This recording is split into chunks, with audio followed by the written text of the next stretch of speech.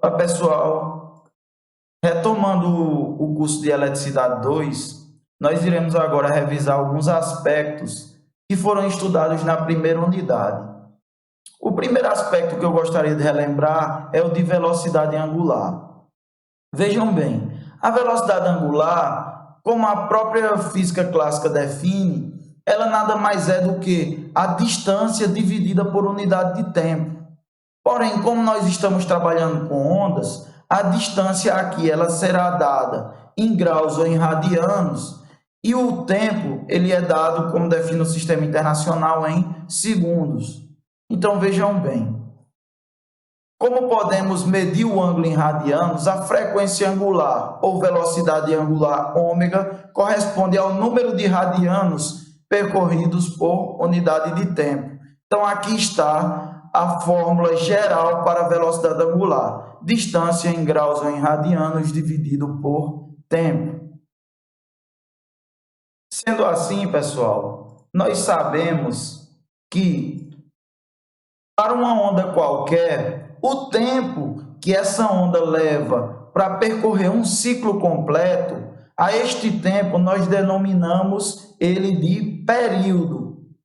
E um ciclo completo ele é composto por 2π radiano.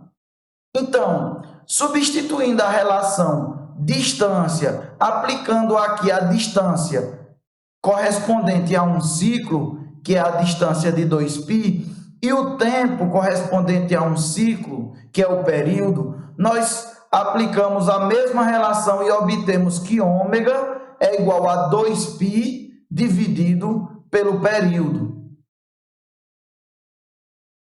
Nós também sabemos que a relação entre período e frequência é uma relação inversamente proporcional, ou seja, a frequência é o inverso do período. Utilizando a equação anterior, que nós acabamos de ver, nós temos que ômega é 2π dividido pelo período. Essa relação 1 sobre período é exatamente igual à frequência. A frequência é igual a 1 dividido pelo período. Então, substituindo, nós podemos ter uma relação análoga. Ômega é igual a 2π multiplicado pela frequência ou 2π dividido pelo período, dá no mesmo. Aqui temos uma onda com velocidade 100 radianos por segundo, veja que o período dela tem um comprimento razoável. Quando comparamos com outra onda com uma velocidade de 500 radianos por segundo, veja que o período é bem menor para essa correlação, porque a frequência é inversamente proporcional ao período. Então, podemos utilizar a relação ômega é igual a 2π vezes a frequência, ou ômega é igual a 2π dividido pelo período, dá no mesmo. Nesse exercício, nós podemos aplicar estes conceitos que acabamos de rever. Determine a frequência e o período da senoide ilustrada abaixo. Veja, eu tenho uma senoide que ela tem uma velocidade angular de 500 radianos por segundo. Como é que eu faria para descobrir o período dessa senoide? Olha, eu acabei de ver a correlação que o período ele é o tempo gasto para se percorrer 2π radianos. Então, pela relação que nós acabamos de ver, nós podemos isolar o período na equação. Então, ficaremos com período é igual a 2π dividido pela velocidade angular, que ficaremos com 2π radiano dividido por 500 radianos por segundo e obteremos 12,57 milissegundos. Esse é o valor do período dessa onda. Para descobrir a frequência, nós vimos que a frequência é exatamente o inverso do período. Então, teremos frequência é igual a 1 dividido pelo período. Ficaremos com 1 dividido por 12,57 milissegundos, 10 a menos 3 segundos, e teremos um resultado de 79,58 Hz. Esse é o valor da frequência desta onda. Então, pessoal, agora nós iremos estudar, revisar a expressão geral para correntes e tensões senoidais. Uma senoide genérica, pelas quais nós vemos diversos valores de ângulo, e para cada valor de ângulo terá um valor correspondente de tensão ou de corrente. A expressão geral ela é dada pela seguinte correlação: a tensão ou a corrente é igual a AM, que no caso aqui é o valor de pico, que seria o valor correspondente à máxima ou à mínima da senoide, multiplicado pelo seno do ângulo em questão. Então, por exemplo, o valor da tensão nesse ponto, eu utilizaria o ângulo π dividido por 4. Para descobrir o valor do ângulo nesse outro ponto, que aqui no caso seria o ponto de máxima, eu faria o valor máximo multiplicado pelo seno de π sobre 2. Dessa maneira, nós descobrimos qual é o valor da tensão e da corrente, ou da corrente, correspondentes para cada ponto da senoide. Então, aí temos que AM é o valor de pico da onda e alfa é o ângulo na unidade do eixo horizontal. Então, como nós vimos anteriormente, o ângulo, a velocidade angular, ela é dada pelo ângulo dividido pelo tempo. Isolando esse ângulo, nós temos a seguinte correlação: o ângulo é igual a ômega-t. Dessa maneira, substituindo na equação anterior, nós encontraremos que a expressão geral para tensão ela é dada pelo valor máximo multiplicado pelo seno de ômega-t.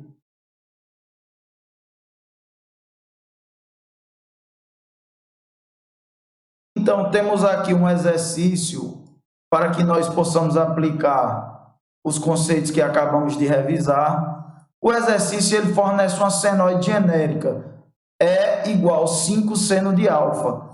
E ele pede para que nós determinemos o valor desta tensão instantânea quando alfa assumir 40 graus ou quando alfa assumir 0,8 π radiano. Então, vamos lá. Para 40 graus, basta que nós façamos uma substituição direta do ângulo de 40. Então, alfa assumirá 40 e eu quero saber qual é a tensão instantânea para esse ponto. Teremos que a tensão será dada por 5 vezes o seno de 40 graus.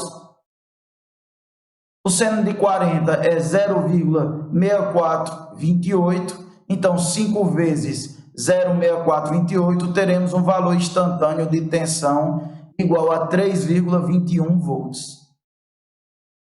Para o ângulo de 0,8 π, é importante que nós façamos a conversão para o valor de graus, que a maioria já está mais habituado a trabalhar em graus. Então, convertendo esse valor, nós teremos o equivalente a 144 graus. Dessa maneira, iremos aplicar na equação geral para a tensão. Ficaremos com E é igual a 5 vezes o seno de 144. E encontraremos um valor igual a 2,94 volts. Esse é o valor correspondente para o ângulo de 0,8 π. Então, por fim, nós iremos revisar as relações de fase. As ondas que nós estudamos até agora, elas partiam da origem, então elas não tinham nenhum tipo de deslocamento de fase. Porém, quando uma onda, uma senoide, ela é deslocada um pouco para a direita ou um pouco para a esquerda da origem, ela vai ter uma defasagem de fase. Então, veja só. Se a forma de onda for deslocada à direita ou à esquerda de θ graus, a expressão geral para a tensão, ela ficará da seguinte maneira: será seno de ômega t mais ou menos o ângulo de defasagem. O mais ou menos ele será usado a depender se a onda for atrasada ou se ela for adiantada em relação à origem. Então, θ é o ângulo em graus ou radianos que a forma de onda foi deslocada. Vamos ver aqui alguns exemplos. Para esse exemplo, a onda ela está deslocada de θ graus para a esquerda da origem. Nesse caso, nós dizemos que essa onda ela está adiantada e a equação geral ficará da seguinte forma: valor máximo multiplicado pelo seno de ômega t mais, utilizamos o sinal de mais para ondas que estão adiantadas.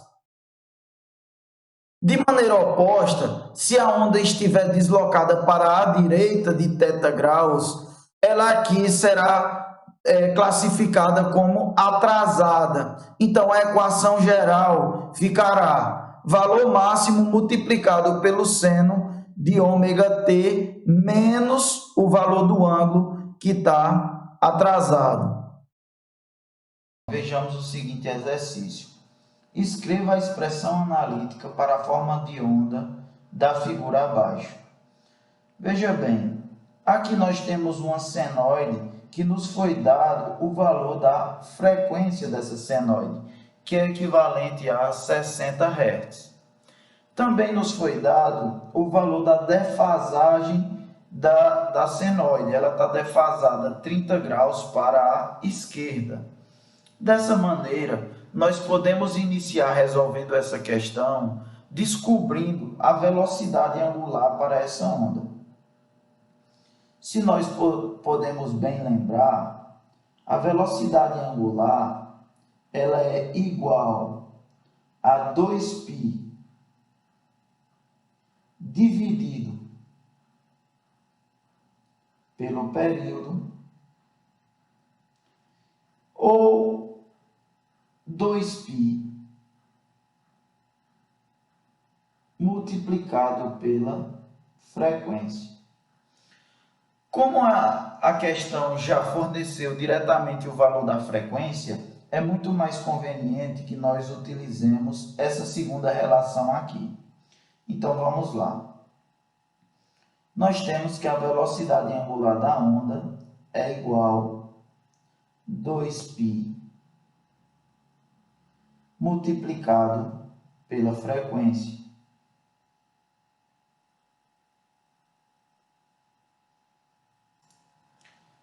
Realizando a substituição, nós teremos que a velocidade angular é 2 vezes o valor de π, que é 3,14, multiplicado pela frequência, que é 60 Hz. Dessa maneira, nós encontraremos que a velocidade angular ela é igual a 377 radianos por segundo.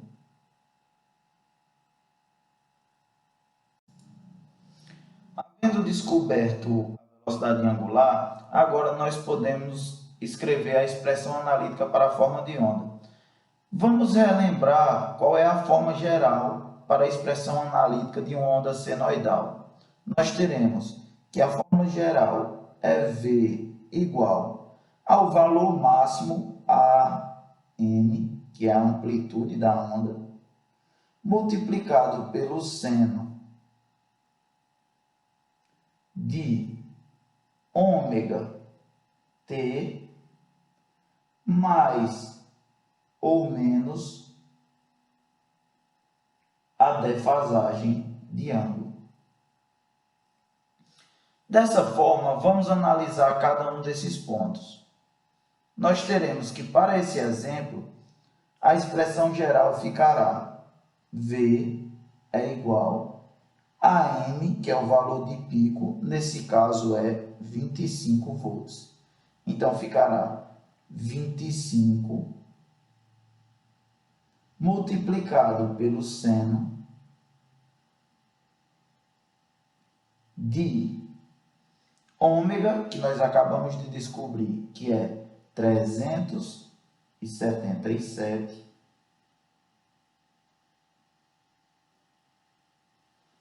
vezes t, que é a variável de tempo,